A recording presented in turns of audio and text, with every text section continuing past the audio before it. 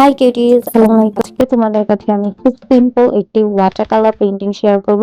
তো চলো শুরু করা যাক।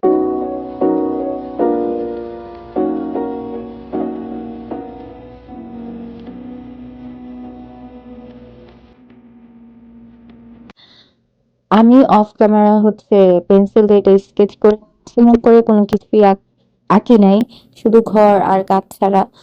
তোমরা চাইলে অন্য কোনো কিছু এখানে অ্যাড করতে পারো তোমাদের ইচ্ছে মতো। আর আমি বলবো যে ওয়াসি ট্যাপ ব্যবহার করা ভালো, এতে করে রংটা অন্য পেজে যায় না। অন্য যে পেজ থাকে সেই পেজ গুলো ভালো থাকে বা নষ্ট হওয়ার কোনো সম্ভাবনা থাকে না, যেটা আমি খুবই সচরাচর ব্যবহার করি। কিন্তু তোমাদের বলবো যে তোমরা এটা ব্যবহার করো, এটা করে পেইন্টিংটাও খুব সুন্দর লাগে। ওয়াটার কালার করছি সেক্ষেত্রে অবশ্যই প্রথমে হালকা রংটা ব্যবহার করতে হবে। ওয়াটার কালার ক্ষেত্রে প্রথমে হালকা কালারটাই অ্যাপ্লাই করা হয়, তারপর আস্তে আস্তে ধীরে ধীরে আমরা ডার্ক যে কালারটা আছে সেটা অ্যাপ্লাই করি, করে পেইন্টিংটা খুব সুন্দর করে ফুটে ওঠে। প্রথমে ডার্ক কালার ব্যবহার করার পরে হালকা কালারটা ব্যবহার করলে তখন পেইন্টিংটা বোঝা যায় না।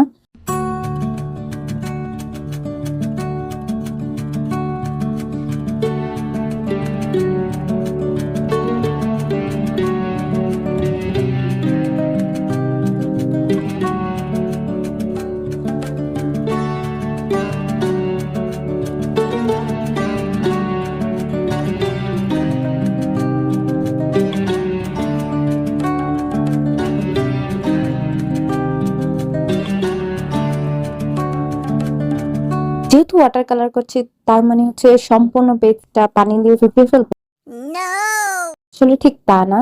ওয়াটার কালার ক্ষেত্রে আমরা পানি খুব বেশি ইউজ করি অন্যান্য রঙের তুলনায়, কিন্তু তার মানে এই না যে অনেক বেশি পানি ব্যবহার করবে, এতে করে পেজটা ছিঁড়ে যাবার সম্ভাবনা থাকে। আর পেইন্টিং খুব সুন্দর হয় না। পরিমাণ মতো আমরা পানি ইউজ করব, আর ট্রাই করব পেজটা ড্রাই হবার পরেই অন্য কোনো কালার অ্যাপ্লাই করা, এতে করে রং চারিদিকে ছড়িয়ে যাবার সম্ভাবনা থাকে না।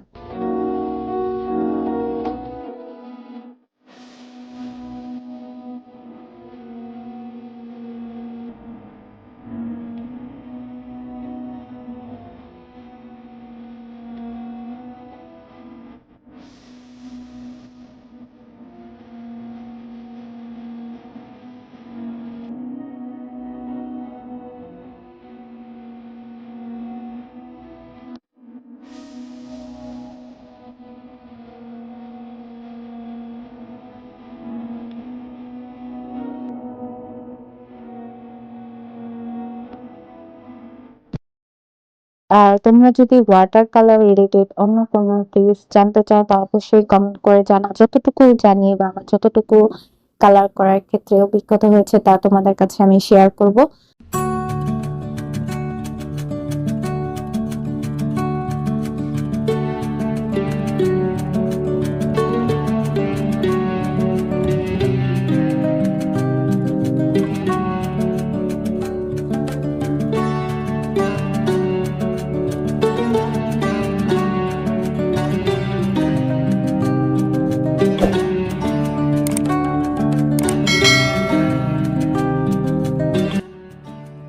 আমার এই পেন্টিংটা তোমাদের কাছে কেমন লেগেছে তা কিন্তু অবশ্যই কমেন্ট করে জানাতে ভুলবে না।